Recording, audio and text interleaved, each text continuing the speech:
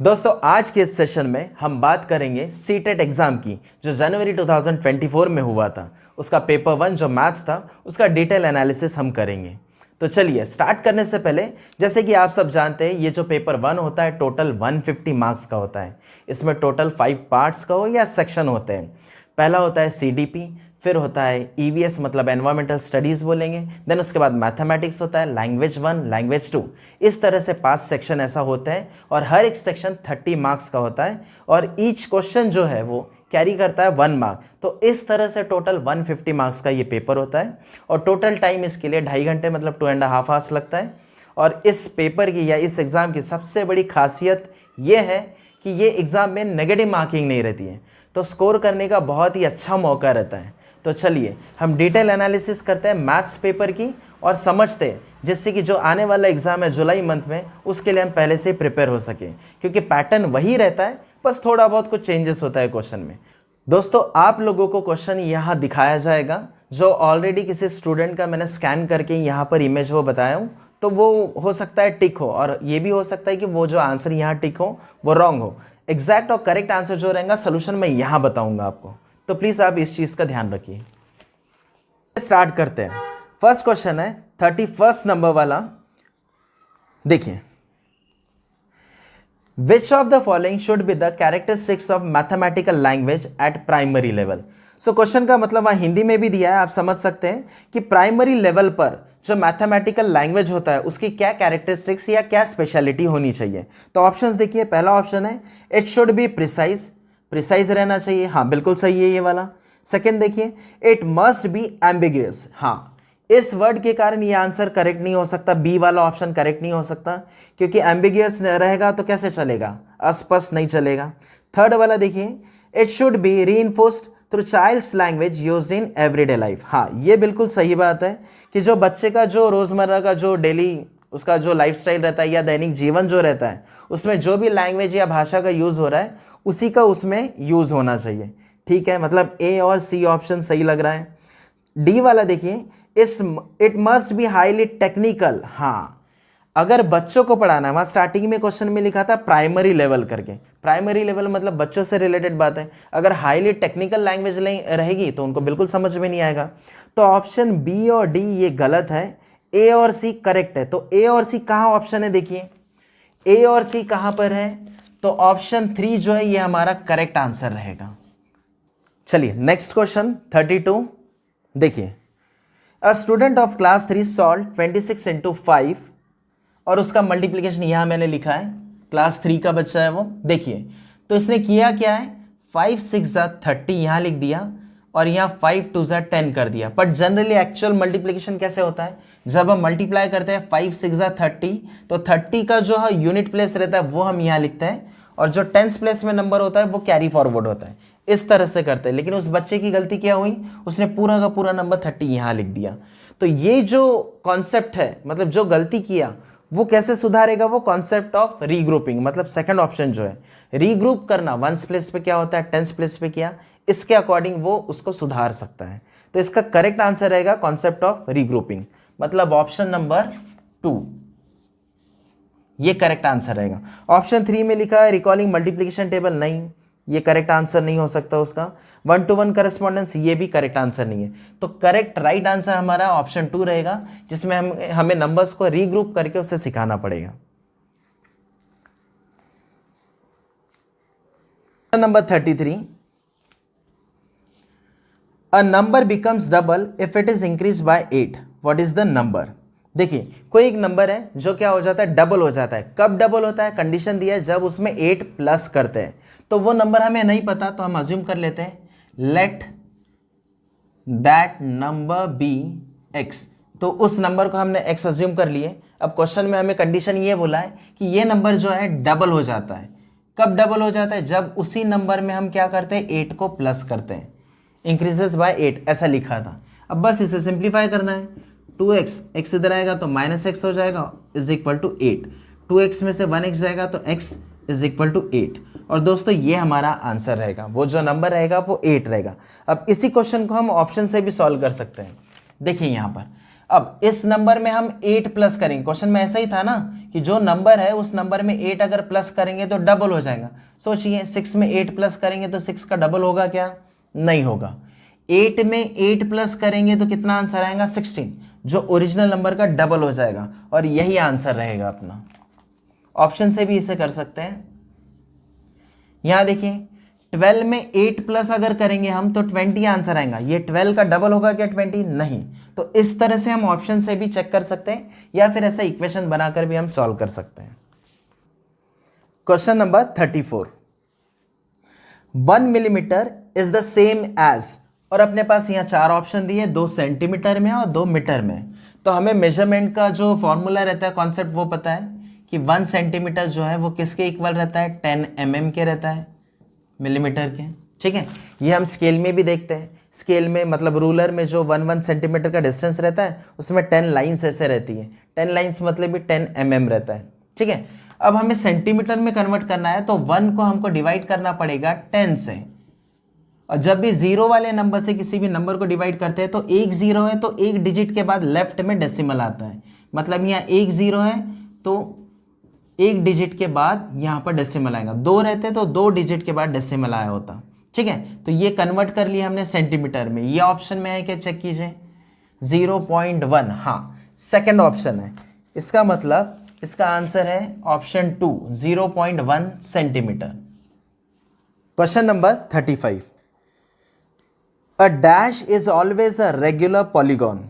तो पहले समझते हैं कि पॉलीगॉन क्या होता है। पॉलीगॉन मतलब जैसे नाम से समझ में आ रहा है, पॉली का मतलब होता है मल्टीपल और गॉन का मतलब होता है साइड्स। मतलब ऐसा फिगर जिसके मल्टीपल साइड्स हो उसे पॉलीगॉन कहा जाता है। और रेगुलर वर्ड सामने आया तो रेगुलर का मतलब होता है इक्वल साइड्स रहना चाहिए, एक छोटा एक बड़ा ऐसा नहीं चलेगा। तो रेगुलर पॉलीगॉन का मतलब है वो फिगर, ऐसा डायग्राम, ऐसा फिगर जिसके इक्वल साइड्स है, इक्वल एंगल है, उसे हम रेगुलर पॉलीगॉन बोलेंगे। ठीक है, तो ऑप्शन देखिए, ऑलवेज रहना चाहिए, ऑलवेज अ रेगुलर पॉलीगॉन मतलब हमेशा रेगुलर पॉलीगॉन रहना चाहिए। तो फर्स्ट ऑप्शन है आइसोसेलिस ट्रायंगल। ट्रायंगल का मतलब 3 साइड जिसको होते हैं उसको ट्रायंगल बोलते हैं, लेकिन आइसोसेलिस का मतलब होता है कि 2 इक्वल साइड्स रहना चाहिए। इस फिगर में देखिए ये वाली और ये 2 साइड इक्वल है तो इसे हम आइसोसेलिस बोलेंगे। लेकिन पॉलीगॉन, रेगुलर पॉलीगॉन की डेफिनेशन अभी हमने जो देखे उसमें था सभी साइड्स क्या रहना चाहिए? इक्वल रहना चाहिए। तो ये तो नहीं होगा हमारा आंसर। नेक्स्ट देखिए, स्क्वायर, स्क्वायर और पेंटागन, ये दोनों में से कोई आंसर हमारा एक हो सकता है। सर्कल तो ऑब्वियसली नहीं होगा क्योंकि पॉलीगॉन मतलब साइड से रिलेटेड रहता है और सर्कल में तो साइड होता नहीं है। तो हमारे पास 2 ऑप्शन बच गए, स्क्वायर और पेंटागन। हम क्या कर सकते हैं, हमें ज़रूरी नहीं है, एक बात याद रखिए, ज़रूरी नहीं है कि हमें आंसर एग्जैक्टली पता रहना चाहिए। हम क्या कर सकते हैं, मेथड ऑफ एलिमिनेशन, मतलब जो गलत है उसको पहले साइड में कर लो और जो बच जाते हैं उसमें डिसाइड करो कि कौन सा आंसर सही हो सकता है। तो देखिए यहाँ हमारे पास अभी 2 आंसर जो थे, हमारे 2 ऑप्शन, उनको तो एलिमिनेट कर दिए हमने। जो बचे 2 है स्क्वायर और पेंटागन। इसमें देखिए स्क्वायर और पेंटागन में अगर हम स्क्वायर की बात करें तो स्क्वायर का डायग्राम ये इस तरह से होता है जिसमें ऑल साइड्स इक्वल रहती है और हर एक एंगल क्या रहता है? 90 डिग्री का रहता है। ठीक है, तो स्क्वायर हमारा आंसर हो सकता है, लेकिन पेंटागन भी हो सकता है। पेंटागन का डायग्राम देखिए कैसा रहता है, ये इस तरह से होता है।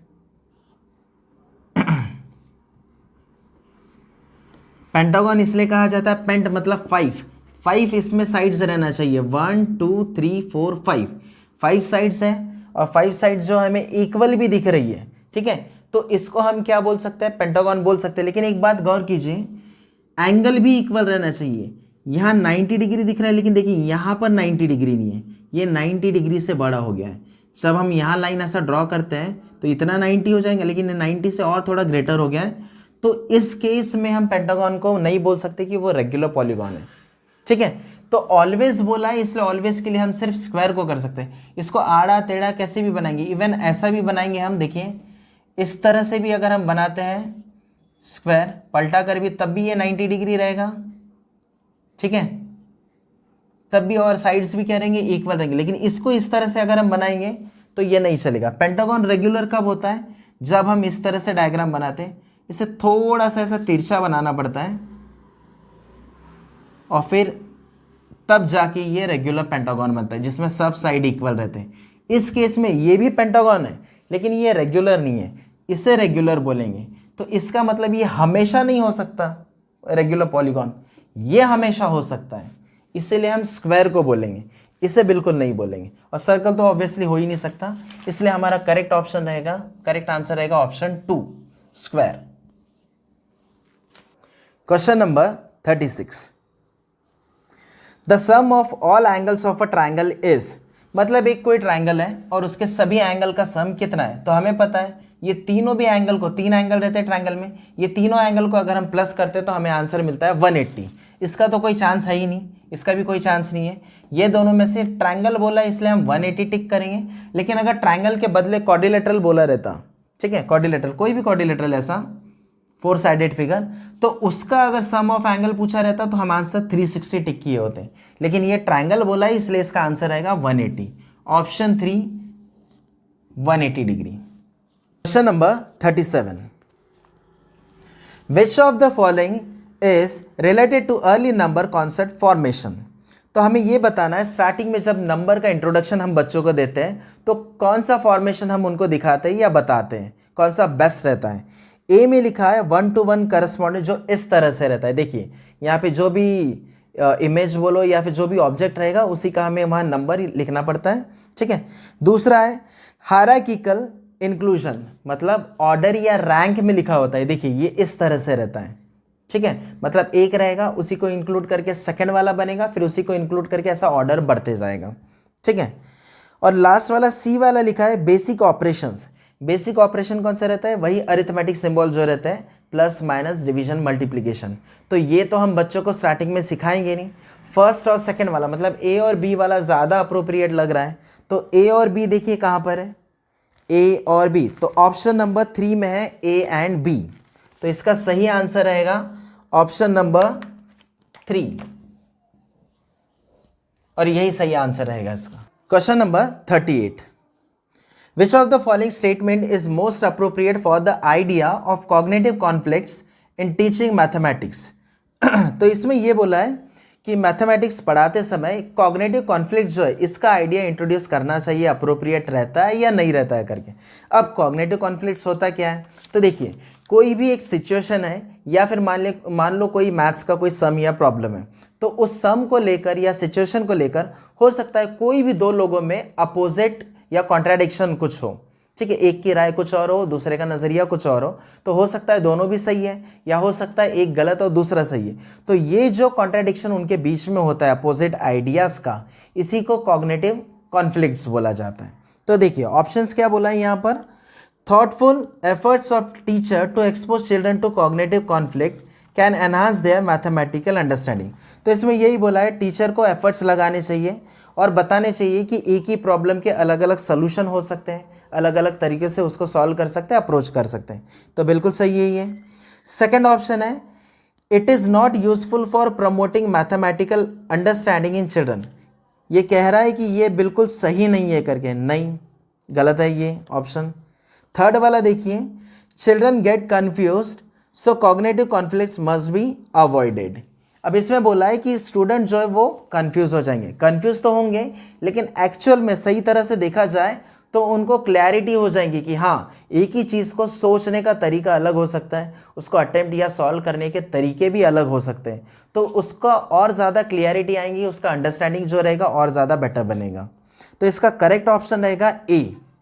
तो ए ऑप्शन कहाँ पर है, यह है ऑप्शन नंबर 3 में, ओनली ए, ये हमारा आंसर रहेगा। Question number 39, which aspect of evaluation is used when a teacher ensures that test made by her fulfills the objectives and criteria of that test। देखिए टेस्ट बनाने के बाद कब टीचर को ऐसा लगता है कि उसका जो ऑब्जेक्टिव या क्राइटेरिया था टेस्ट बनाने का वो फुलफिल हो गया है, वो कौन से एस्पेक्ट को लेकर ये डिसाइड कर सकती है, इवैल्यूएट कर सकती है। तो देखिए ऑप्शन में लिखा है वैलिडिटी, प्रैक्टिकलिटी, रिलायबिलिटी, कंसिस्टेंसी। तो देखिए कोई भी चीज़ सही है, जेन्युइन है या फिर बिल्कुल जैसा हमने सोचा था वैसे ही हो गई है, तो इसके लिए हम वर्ड यूज़ करते हैं वैलिडिटी, मतलब वैलिडेट है, वो वैलिड है, सही है करके। तो इसका करेक्ट आंसर रहेगा वैलिडिटी। जब हमें यह इंश्योर करना रहता है कि वो जो चीज़ हमने बनाया है वो बिल्कुल सही है, वैलिड है, तब हम यूज़ करेंगे validity. Number 40, What should be subtracted from the sum of 9909, 9099 and 9009 to obtain 25454? तो दोस्तों देखिए, इसमें 3 नंबर दिए हैं 9 वाले, 9 की सीरीज ऐसा कुछ दिया है। उन तीनों को ऐड करना है हमें और बताना है कि उसमें से कौन सा नंबर हम सब्ट्रैक्ट करेंगे तो हमें 25454 ये नंबर मिलेगा। तो हमने क्या किया, वो तीनों नंबर्स को ऐड कर दिए और कौन सा नंबर सब्ट्रैक्ट करना है नहीं पता तो हमने x अज्यूम कर लिया। इन तीनों में से x को सब्ट्रैक्ट करेंगे तब जाके हमें ये नंबर मिलेगा क्वेश्चन के हिसाब से। सो ये तीनों को हमने सम किया तो ये आंसर आया -x इज इक्वल टू ये नंबर एज इट इज़ यहाँ लिख दिया। सो -x जो है नेगेटिव नंबर था तो इसको हमने यहाँ शिफ्ट कर दिया, पॉजिटिव बन गया, और इस नंबर को इधर लेफ्ट में शिफ्ट करें तो नेगेटिव। अब ये दोनों का सब्ट्रैक्शन किए तो हमें आंसर मिल गया। लेकिन दोस्तों एग्जाम में हमारे पास समय कम होता है, ठीक है। हम इतना लेंदी अगर प्रोसेस करेंगे, सबको पहले ऐसा हॉरिजॉन्टल या वर्टिकल ऑर्डर में लिखेंगे, फिर ऐड करेंगे, फिर शिफ्ट करके माइनस करेंगे तो बहुत ज़्यादा टाइम हो जाएगा। इससे बेस्ट एक टेक्निक है जिसमें हमें सिर्फ यूनिट डिजिट को कैलकुलेट करना पड़ेगा। ऑप्शन से हमें समझ में आ रहा है सभी ऑप्शन अलग अलग है, ये दोनों में 6 का ही है, तो पहले हम यूनिट डिजिट का यूज़ करके चेक कर लेते हैं कि क्या यूनिट डिजिट से हमारा आंसर आता है या नहीं। तो देखिए हमें सम किसको करना है, 9, 9 और 9 एडिशन करते टाइम हम यूनिट डिजिट जो रहता है लास्ट में राइट साइड से ऐसा ऐड करते हुए आते हैं। तो 999 ये तीनों को ऐड करेंगे तो 27 आएगा। तो सोचिए 27 का सिर्फ 7 लिखिए, लास्ट डिजिट जो है यूनिट डिजिट 7। अब 7 में से हम माइनस करेंगे x, तब जाके हमें मिलेगा, इसका भी लास्ट डिजिट लीजिए 4। ये समझ में आ गया दोस्तों। हमने क्या किया है, पूरा नंबर लिखने के बदले में जो लास्ट डिजिट है हर एक नंबर का वो लिख लिया है यहाँ पर। 9, 9 और 9 इन तीनों का एडिशन होगा तो 27। 27 का भी हमने सिर्फ 7 लिखा है, ये माइनस है इसलिए माइनस लिखा है। कौन सा नंबर सब्ट्रैक्ट करना है तो x अज्यूम किया है हमने, इज इक्वल टू क्या आना चाहिए, तो लास्ट डिजिट हमारा 4 आना चाहिए। तो आप ये इक्वेशन को देखकर खुद ही सोचिए आप, 7 में से क्या माइनस होगा तो 4 मिलेगा। तो ये ऑप्शन में से देखिए 7 में से क्या 6 माइनस करेंगे हम तो 4 मिलेगा क्या, नहीं। 5 माइनस करेंगे तो मिलेगा क्या, बिल्कुल नहीं। 6 माइनस करेंगे तो नहीं मिलेगा। हाँ 7 माइनस अगर 3 करते ये वाला नंबर 3, तो 7 माइनस 3 करेंगे तब जाके हमें 4 मिल जाएगा। और दोस्तों यही हमारा आंसर रहेगा। और देखिए जो हमने लेंदी वाला मेथड किए थे उसमें भी हमारा वही आंसर आया था। तो हमें लेंदी मेथड से नहीं जाना है, ये ट्रिक को फॉलो करना है। Question number 42, see the number pattern given below, what will be the next 2 terms. ये नंबर पैटर्न को हमको ऑब्जर्व करना है और इसके बाद हमें जो नेक्स्ट 2 टर्म्स बोला है, नेक्स्ट 2 नंबर्स, ये हमें फाइंड करके बताना है। तो पैटर्न देखकर हमें समझ में आ रहा है कि ये क्यूब वाले नंबर्स हैं। क्यूब मतलब ये 1 का क्यूब अगर हम करते हैं तो हमें आंसर 1 मिलेगा। तो ये 2 क्यूब होगा, 2 क्यूब मतलब 2 इंटू 2 इंटू 2 करेंगे तो 8 मिलेगा। सिमिलरली ये 3 क्यूब होगा, ये 4 क्यूब है, ये 5 क्यूब है। तो वैसे ये पैटर्न से समझ में आ गया हमको कि नेक्स्ट नंबर्स क्या हो सकते हैं। तो ये 6 क्यूब है और ये 7 क्यूब है। तो 6 क्यूब का मतलब होता है 6 इंटू 6 इंटू 6, तो ये दोनों का मल्टीप्लाई होता है 36। फिर इसको 6 से अगर मल्टीप्लाई करते हैं तो 6 6 होता है 36 का 6 लिखेंगे हम, कैरी लिखेंगे 3, 6 3 18, 18 और 3 होता है 21। तो ऐसा कौन सा ऑप्शन है जिसमें 2 1 6 है, तो 2 ऑप्शन मिल गए, सेकंड और फोर्थ वाला उसमें है। चलिए 7 के लिए भी सॉल्व करके देखते हैं। तो 7 का होता है 7 इंटू 7 इंटू 7, 7 7 का होगा 49, और 49 को 7 से मल्टीप्लाई करेंगे तो क्या आएगा, 7 9 63, 63 का 3 आता है, कैरी 6 हो जाएगा, 7 4 28, 28 और 6 34। तो देखिए फर्स्ट नंबर 216 रहना चाहिए और सेकंड नंबर 343, तो ये हमारा फोर्थ ऑप्शन में है। तो option 4 is the right answer. Question number 43, which of the following statement is least appropriate for encouraging mathematical learning. देखिए मैथमेटिकल लर्निंग में जो लीस्ट अप्रोप्रिएट है वो स्टेटमेंट हमें बताना है, मतलब जो कम सही है वैसा स्टेटमेंट बताना है। तो देखिए पहला वाला देखिए, failure does not imply that student can not do mathematics. ये तो बिल्कुल सही बात है और हमें जो कम सही है वो हमें बताना है, ठीक है ये वाला। सेकंड वाला देखिए, एवरीवन कैन लर्न मैथमेटिक्स, हाँ ये भी बिल्कुल सही है, हर कोई सीख सकता है। थर्ड वाला देखिए, mathematics learning is not gender specific, हाँ ये भी बात बिल्कुल सही है कि ये कोई जेंडर स्पेसिफिक नहीं रहता है कि बॉय कर सकता है गर्ल नहीं कर सकती करके, ठीक है। फोर्थ वाला है discourage intuition as it hampers the development of mathematical ideas. हाँ, ये वाला ऑप्शन करेक्ट है, क्योंकि अगर हम किसी को डिस्करेज कर रहे हैं तो उससे उसका जो सीखने का जो भी लर्निंग है उसका जो डेवलपमेंट है उसको हैम्पर हो सकता है, प्रॉब्लम हो सकता है। तो इसका करेक्ट आंसर है फोर्थ वाला option, option number 4। Number 44, the value of this expression is. तो ये एक्सप्रेशन दिया है यहाँ पर, इसकी वैल्यू हमें फाइंड करना है। क्वेश्चन देखकर समझ में आ रहा है हमें कि इसमें बोर्ड मास रूल अप्लाई करना पड़ेगा हमें। बोर्ड मास का फुल फॉर्म ये है, इसका मतलब सभी को पता है, bracket of division, multiplication, addition, subtraction, इसी ऑर्डर में हमें कोई भी एक्सप्रेशन को सॉल्व करना पड़ता है। तो देखिए ब्रैकेट तो पहले यहाँ पर इस एक्सप्रेशन में है ही नहीं, ऑफ भी नहीं है, तो नेक्स्ट आता है डिवीजन। तो हमें डिवीजन कहाँ दिखाई दे रहा है, उसे सबसे पहले सॉल्व करेंगे इस पार्ट को, ठीक है। तो 35 डिवाइडेड बाय 5 अगर करेंगे तो हमें मिलेगा 7, ठीक है।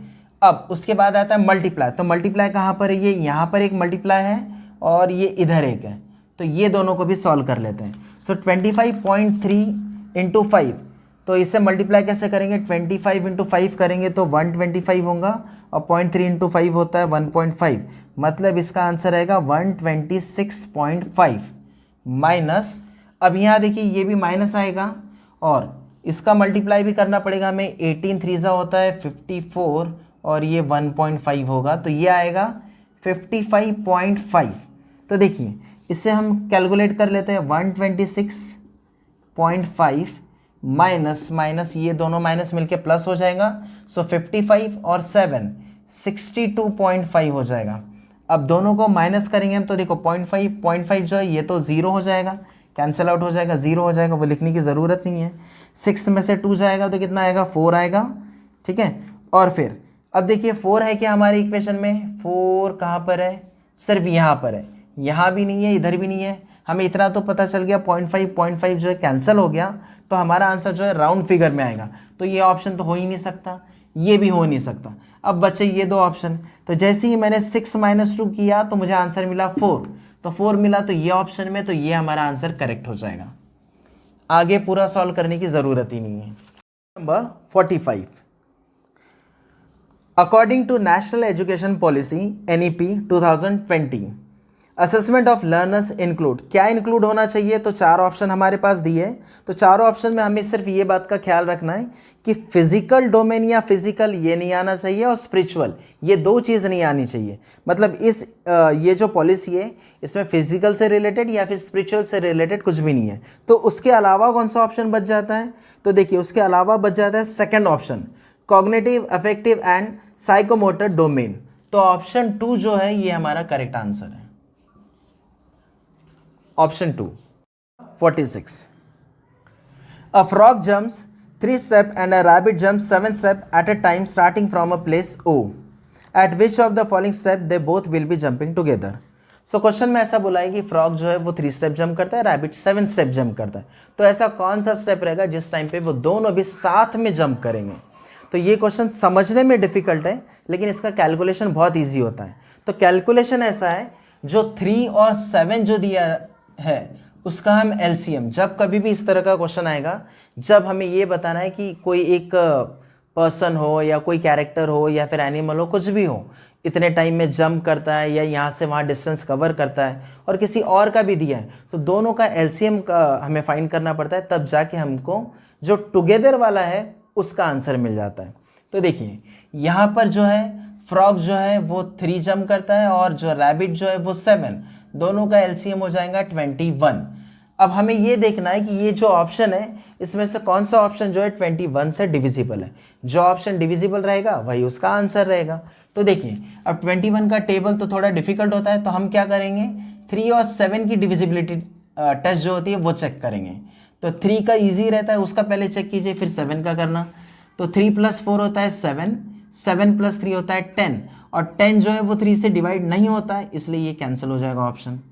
नेक्स्ट देखिए 1 + 7 होता है 8, 8 + 3 होता है 11, 11 3 से डिवाइड होता है क्या, नहीं, तो ये भी आंसर नहीं रहेगा अपना। अब ये देखिए 8 + 7 होता है 15, 15 + 3 होता है 18। अब 18 3 से डिवाइड तो हो जाता है, तो इसको थोड़ा सा ध्यान में रखिए, इसको चेक कर लीजिए।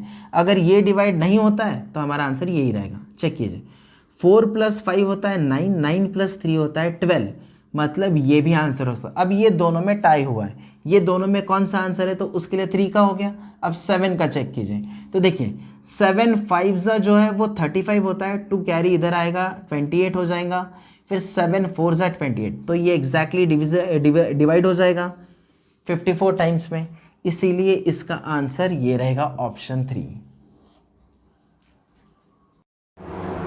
Question number 47, the number of degrees in 2 integer 2/3 right angles is. बहुत ही सिंपल है, 2 इंटीजर 2/3 राइट एंगल्स, सो इसका मतलब होता है मिक्स नंबर है, ये मिक्स फ्रैक्शन। इसे सिंप्लीफाई कीजिए, 3 2 6, 6 + 2 कितना होता है 8, 8/3 आएगा, मल्टीप्लाई बाय राइट एंगल है, राइट एंगल 90 डिग्री का होता है, ये कैंसिल आउट होगा, कितना आएगा 3 1 3 3 3 0।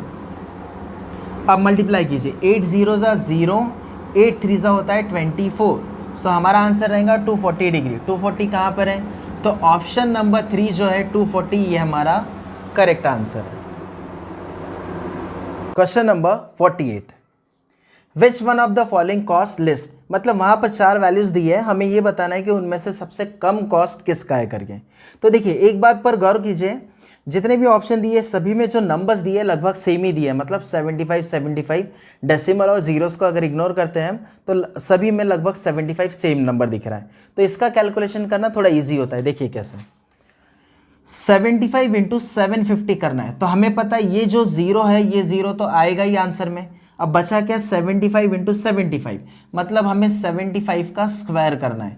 तो स्क्वायर कैसा करते हैं, ये जो लास्ट नंबर है 5 का स्क्वायर होता है 25, और 7 का नेक्स्ट नंबर क्या होता है 8, ये दोनों का मल्टीप्लाई कर दीजिए 56, और ये 75 स्क्वायर का आंसर है, मतलब ये दो नंबर जो बचा था उसका आंसर है 5625।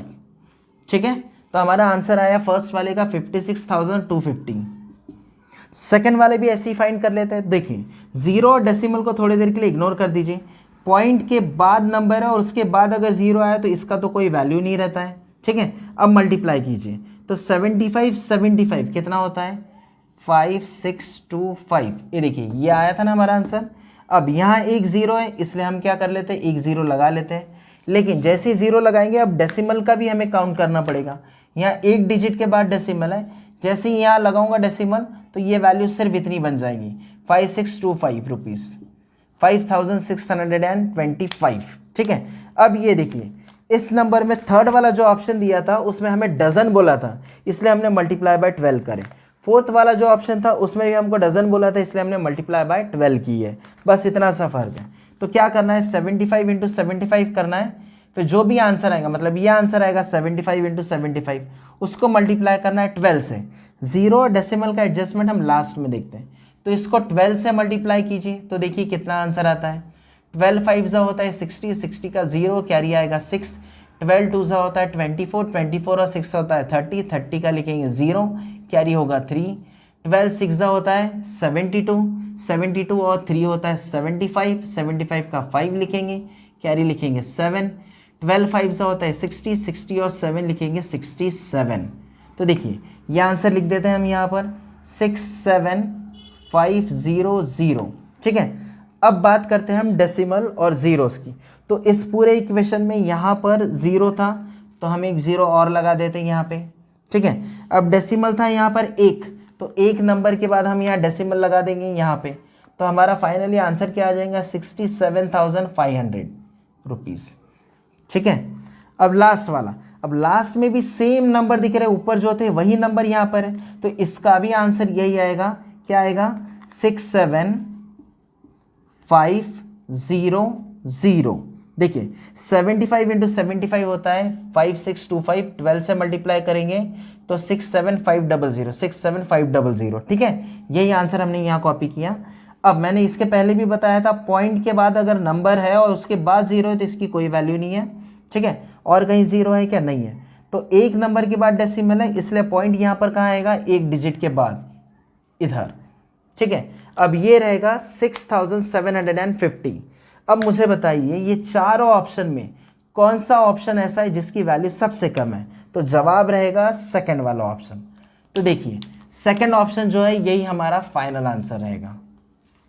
Question number 49, national education policy NEP 2020 talks about knowledge of India, which of the following are not included in it. Not बोला है मतलब कौन सा इंक्लूड नहीं है। तो फर्स्ट वाला देखिए, knowledge from ancient India and its contribution to modern India, ये तो सही है, इंक्लूड है ये वाला। Tribal knowledge, indigenous and traditional ways of learning as a part of various subjects like mathematics, astronomy, medicine, agriculture, ये भी सही है, ठीक है, ये भी इंक्लूड है। Field visit to different states as a part of cultural exchange programme, ये भी सही है, ऐसा होना चाहिए एजुकेशन पॉलिसी में और बराबर इंक्लूडेड है। लास्ट वाला है formal examination to assess the knowledge gain by the student. हाँ, अब किसी भी स्टूडेंट ने कितना नॉलेज गेन किया ये सिर्फ एग्जाम से, फॉर्मल एग्जाम जो रहता उससे ही जज करेंगे, ये वाला उसमें इंक्लूड नहीं किया गया है। तो इसका राइट ऑप्शन रहेगा, राइट आंसर रहेगा ऑप्शन नंबर 4, क्योंकि क्वेश्चन में यही पूछा है कि नॉट इंक्लूडेड मतलब फोर्थ वाला इंक्लूड नहीं है, तो फोर्थ वाला जो ऑप्शन रहेगा वही इसका करेक्ट आंसर है। Question number 50, which of the following model is least appropriate, least appropriate बोला है, ठीक है, to develop the conceptual understanding regarding the relationship of ones, tens and hundreds in early grade learners. तो इस question में हमें 2-3 keywords जो है उन पर ध्यान देना है। सबसे पहली चीज़ तो ये बोला है कि लीस्ट अप्रोप्रिएट रहना चाहिए, और दूसरा बोला है कि रिलेशनशिप अगर हमें बताना है किसको, जो अर्ली ग्रेड लर्नर्स रहते हैं, जो छोटी क्लास के प्राइमरी या उससे भी छोटे बच्चे रहते हैं, उनको अगर हमें सिखाना है तो हमें वंस, टेंस और हंड्रेड को किस वे से सिखाएंगे। लेकिन यहाँ पर पूछा लीस्ट अप्रोप्रिएट कौन सा है करके। तो ऑप्शन देखिए, पहला वाला लिखा है डीन्स ब्लॉक। डीन्स ब्लॉक देखिए ये इमेज दिया है, इस तरह का रहता है डीन्स ब्लॉक। सेकंड है मुद्रा या फिर मनी। मनी जो रहता है ये तो अर्ली ग्रेड वाले लर्नर्स जो रहते हैं, बच्चे जो एकदम छोटे बच्चे रहते हैं, उनको बिल्कुल समझ में नहीं आएंगे कितना अमाउंट का या कितने नंबर का नोट रहता है क्या है करके, उतना क्लियरली नहीं समझ में आता है। फिर है एबाकस। एबाकस मतलब गिनतारा, एबाकस सभी को पता है, उससे भी समझाया जाता है बच्चों को। और लास्ट वाला ऑप्शन है place value chart. Place value से भी बताते हैं 10 प्लेस 100 प्लेस क्या होता है करके। तो जो मनी है उसका यूज़ हम नहीं करते हैं क्लास में अर्ली ग्रेड को समझाने के लिए। तो इसका करेक्ट ऑप्शन यही है। सवाल क्वेश्चन जो है हमें वही पूछा था लीस्ट अप्रोप्रिएट, तो उसका सही आंसर होगा option number 2 money. Question number 51. Bridge had a wire of length 100 meters to cover the land of his choice. He wanted to take the biggest land. Which of the following measurements should he choose to take the biggest area?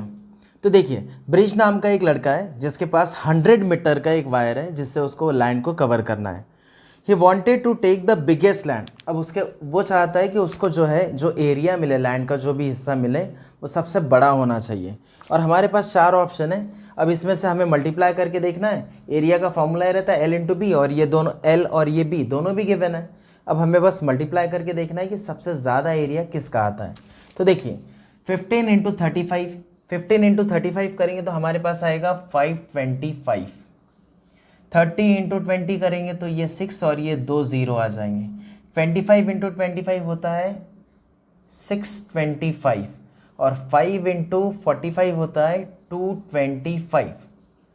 तो देखिए इसे simplify करने के बाद हमें समझ में आ गया कि सबसे ज़्यादा एरिया जो है वो ऑप्शन 3 का है और यही हमारा आंसर है, ऑप्शन 3।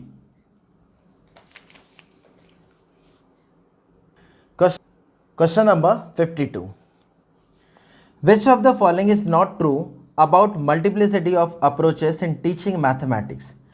तो क्वेश्चन ये कहता है कि मैथमेटिक्स टीच करने के लिए मल्टीप्लिसिटी ऑफ अप्रोचेस मतलब एक से ज़्यादा तरीकों का यूज़ करना सही नहीं है। तो इनमें से कौन सा ऑप्शन है वो बताना है हमें। फर्स्ट वाला है very often there are many ways of solving a problem, ये सही है, नॉट ट्रू बताना है हमें, ठीक है। It hampers the learning of a child as it leads to confusion, हाँ ये नॉट ट्रू है। नॉट ट्रू मतलब फॉल्स। देखिए इसमें लिखा है कि ऐसा करने से मतलब एक ही सम को अलग अलग तरह से सॉल्व करने से जो भी स्टूडेंट रहेगा उसको कन्फ्यूजन होगा। हाँ, ये बात कुछ हद तक सही है, थोड़ा कंफ्यूज हो सकता है, लेकिन कन्फ्यूजन से ज़्यादा उसकी अंडरस्टैंडिंग जो है वो ज़्यादा इंप्रूव होंगी। उसको समझ में आएगा कि एक ही प्रॉब्लम को, एक ही सम को कई सारे तरीक़ों से सॉल्व कर सकते हैं और आंसर जो है सबका सेम ही आएगा करके। तो इससे कन्फ्यूजन नहीं होगा, थोड़ा सा डिफ़िकल्ट ज़रूर लगेगा लेकिन कन्फ्यूजन नहीं होगा और उसका जो लर्निंग है वो हैम्पर नहीं होगा। तो ये आंसर रहेगा उसका, क्योंकि नॉट ट्रू पूछा है इसीलिए। नेक्स्ट ऑप्शन देखिए क्या है, offering such a choice allows children to explore and use the approaches that is most natural and easy for them. ये भी नहीं होगा। It is crucial for liberating school mathematics from the tyranny of the one correct answer. हाँ, जैसा एक ही correct answer आता है तो उससे क्या बोलेंगे, निजात हो मिल जाएगा या आज़ादी मिल जाएगी, तो ये भी नहीं हो सकता। सो करेक्ट आंसर जो है ऑप्शन नंबर 2 है, option number 2। Question number 53, which of the statement is most appropriate. देखिए, मोस्ट अप्रोप्रिएट का मतलब होता है हो सकता है उसमें से सारे सही हो, लेकिन उनमें जो सबसे बेस्ट है, मोस्ट अप्रोप्रिएट है, वो हमारा आंसर रहेगा। तो चलिए ऑप्शन देखते हैं। Mathematics lab is essential as it provides opportunities for hands on activities for students, तो ये सही हो सकता है। Charts are used in mathematics class as an effective teaching learning material. हाँ, फर्स्ट वाला ऑप्शन जो था उसमें था मैथ्स लैब चाहिए, ठीक है, एसेंशियल है करके। सेकंड वाले ऑप्शन में लिखा है कि चार्ट्स रहना ज़रूरी है करके। थर्ड वाले ऑप्शन में लिखा है use of teaching learning material in mathematics class consume students time for practice. हाँ, इसमें ये लिखा है कि अगर हम लर्निंग मटेरियल का, मैथ्स लर्निंग मटेरियल का यूज़ करते हैं तो हो सकता है उससे टाइम कंज्यूम हो करके, तो ठीक है ये भी। Students do not enjoy riddles in mathematics class. हाँ, मैथ्स क्लास में रिडल्स को उतना एन्जॉय नहीं करते, ठीक है, लेकिन सबसे इंपॉर्टेंट मोस्ट अप्रोप्रिएट इसमें क्या रहेगा, मैथमेटिक्स लैब रहना चाहिए। उसी से वो डायरेक्ट मतलब प्रैक्टिकल तरीके से मैथ्स को सीख सकते हैं, उसके एप्लीकेशंस या जो कुछ भी रहेगा। सो मोस्ट अप्रोप्रिएट आंसर अगर है तो ऑप्शन 1,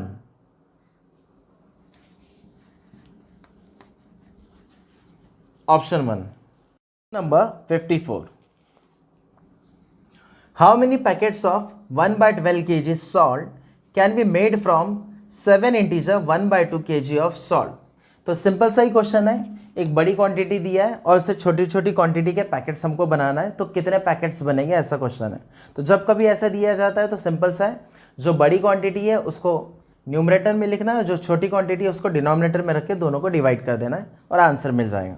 तो देखिए, इसमें बड़ी क्वांटिटी जो है वो है 7 इंटीजर 1/2, इसे डिवाइड करना है हमें किससे, 1/12 से। तो देखिए अब डिवाइड कैसा करेंगे, तो पहले ये जो मिक्स फ्रैक्शन है इसको पहले कन्वर्ट कर लेते हैं। 2 7 14, 14 + 1 होता है 15, 15/2 आंसर आएगा।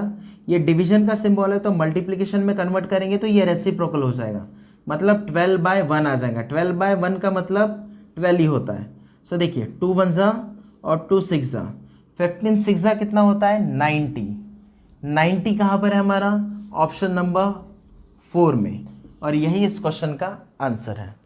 55, बहुत ही मज़ेदार सवाल है ये। देखिए, वाइल सॉल्विंग 182 - 67, ये 182 - 67 करना है इन क्लास सेकेंड, क्लास 2 की बात हो रही है। A teacher explain that we have to subtract 7 from 2, ये 7 जो है 2 से सब्ट्रैक्ट करना है। एंड 2 इज स्मॉलर दैन 7, जैसा हम देख ही रहे 2 जो है स्मॉलर है 7 से। So we will borrow 1 from 8, तो हमें करना क्या पड़ेगा, 8 से 1 बोरो करना पड़ेगा, फिर ये 12 बन जाएगा। फिर 12 में से 7 ईजिली हम सब्ट्रैक्ट कर सकते हैं। Then we can subtract 7 from 10, बराबर है। वन स्टूडेंट टोल्ड टीचर, एक स्टूडेंट जो है टीचर से कहता है, ma'am why we are borrowing from 8 as borrowing is not good.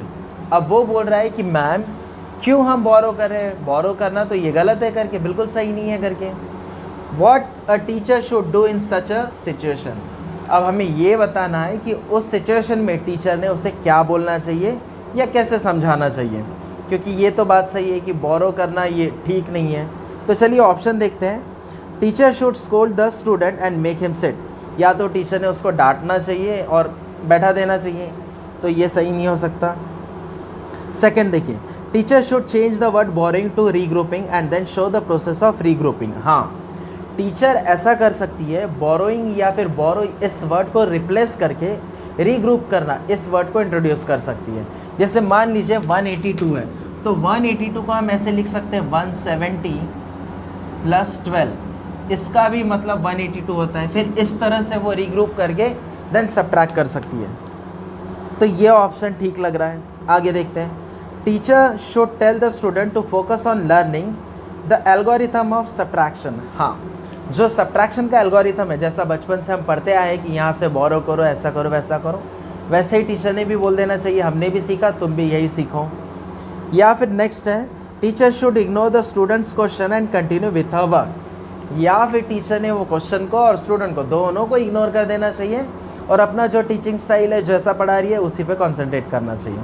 तो इन चारों में ऑप्शन नंबर जो सेकंड है वो ज़्यादा अप्रोप्रिएट है, ऑप्शन नंबर 2। क्वेश्चन नंबर 56 देखिए, Yamina threw a die 10 times and got the following result. जो डाई रहता है जिससे लूडो वगैरह खेलते हैं अपन, ठीक है, तो वो उसने फेंका और क्या हुआ उसमें, उसको फॉलोइंग रिजल्ट्स मिले। 10 टाइम्स उसने फेंका, तो पहली बार फेंका तो 5 मिला, सेकेंड टाइम में 3, देन 6, देन 1, 4, इस तरह से उसको रिजल्ट्स मिला है। ठीक है, क्वेश्चन पूछा है विच of the following numbers she got the maximum number of times. बहुत ही आसान क्वेश्चन है, ठीक है, फुल मार्क्स मिलने चाहिए इसमें। तो देखिए, सबसे ज़्यादा उसको कौन सा नंबर मिला है, तो 3, जो सबसे ज़्यादा टाइम रिपीट हुआ है। 5 2 बार रिपीट हुआ है, 6 भी 2 बार रिपीट हुआ है, सिर्फ 3 एक ऐसा नंबर है जो ज़्यादा बार रिपीट हुआ है। तो 3 कहाँ पर है, 3 टाइम्स रिपीट हुआ है, तो ये ऑप्शन है सेकंड वाला, और यही आंसर है इसका। Question number 57, which of the following is true for word problems in school mathematics. Mathematics में स्कूल में वर्ड प्रॉब्लम के लिए कौन सा इनमें से स्टेटमेंट जो है वो ट्रू है, वो हमें बताना है। फर्स्ट वाला, word problems refers to exercises where the child formalizes the situation into a form where a specific mathematical technique can be applied। हाँ, ये बिल्कुल सही है कि जहाँ पर कोई भी बच्चा एक ऐसे सिचुएशन को एक ऐसा रूप देता है जिसमें वो मैथ्स का इक्वेशन वगैरह फॉर्मुलेट कर सकता है या अप्लाई करके सॉल्व कर सकता है, मतलब एप्लीकेशन बेस्ड। सही है ये वाला। सेकंड वाला देखते हैं क्या बोलता है, word problems are not examples of mathematical modelling. हाँ, ये तो नॉट एग्जाम्पल्स बोल रहा है, तो ये रॉन्ग है। थर्ड वाला देखिए, word problems are important in secondary classes only. Secondary classes में ही काम आता है, ऐसा नहीं है, तो ये भी ऑप्शन रॉन्ग है। लास्ट वाला देखिए, word problems focus more on procedural knowledge in mathematics. नहीं, ये भी रॉन्ग है। सो हमारा आंसर है first option, option number 1, option number 1। Question number 58, the parcel sending rates are given below. Parcel weighing 50 gram और less, मतलब ऐसा parcel जिसका वेट 50 ग्राम है या उससे कम है, तो मिनिमम 15 रुपीज़ लगेंगे, 15 रुपये उसको लगेंगे। And the parcel for every additional 50 grams, पहले 50 ग्राम्स के लिए तो 15 रुपये लगेंगे, देन उसके बाद जितना भी रहेगा एडिशनल 50 ग्राम ऐसा कुछ रहेगा, तो उसके लिए 7 रुपीज़ ऐसा लगते जाएगा। Meena wants to send a parcel to her friend Charu in Delhi. The parcel weighs 350 ग्राम। अब सोचिए, टोटल 350 ग्राम का पार्सल है। अब पूछा उनमें से कॉस्ट कितना आएगा करके, तो देखिए टोटल पार्सल है 350 ग्राम का, ठीक है। इसमें से पहले हम सेपरेट कर लेते हैं, 50 ग्राम जो रहेगा उसके लिए, ये 50 ग्राम जो है उसके लिए मिनिमम 15 रुपीज़ तो पक्का लगेगा ही, ये पक्का लगेगा। और जो बच जाता है इसमें से 350 में से 50 यहाँ कर लिए, जिसका कॉस्ट 15 रुपये आता है, और बचा कितना 300 रुपये, 300। अब इसका कॉस्ट कितना आएगा, तो एडिशनल 50 जो रहेगा उसके लिए 7 आता है, तो 300 में कितने 50 रहते हैं, 6 रहते हैं, तो 6 7 से कितना होता है 42, और ये 42 रुपीज़ बस इसमें ऐड कर दीजिए तो आंसर मिल जाएगा। कितना आएगा 57 रुपीज़। देखिए 57 कहाँ पर है, ऑप्शन नंबर 4 में, और यही हमारा आंसर होगा। क्वेश्चन नंबर 59 देखिए, which of the following is most appropriate to introduce data handling at primary stage. Primary के बच्चे हैं, बहुत छोटे होते हैं, डेटा हैंडलिंग उनको अगर सिखाना है तो कौन सा मेथड सबसे ज़्यादा अप्रोप्रिएट रहेगा वो हमें बताना है। तो नंबर 1 है asking the student to read time tables of bus and train timings. हाँ, ये तो बहुत ज़्यादा डिफ़िकल्ट हो जाएगा बच्चों के लिए कि उनका जो बस का या ट्रेन का जो टाइमिंग्स रहता है, उनका रिकॉर्ड जो रहता है या टाइम टेबल जो रहता है उसे रीड करना, ये तो रॉन्ग है।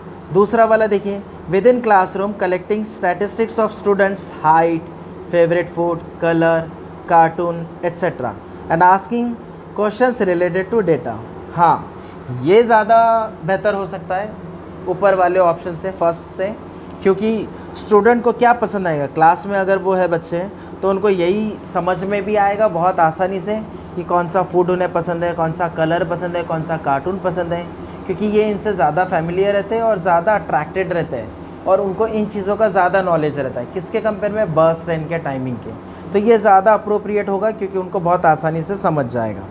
थर्ड क्वेश्चन बोला है showing population census of a city. हाँ, ये भी कोई काम का नहीं है। सिटी का या फिर कंट्री का कोई भी सेंसस बताकर कोई फ़ायदा नहीं है, उन्हें बिल्कुल नहीं समझ में आएगा। And the last one is drawing a bar graph on the black board. हाँ, अगर ब्लैक बोर्ड पर भी अगर हम बार डायग्राम बनाते हैं तो उनको बिल्कुल नहीं समझ में आएगा कि ये बार ग्राफ होता किस चीज़ के लिए, क्या इसका यूज़ है।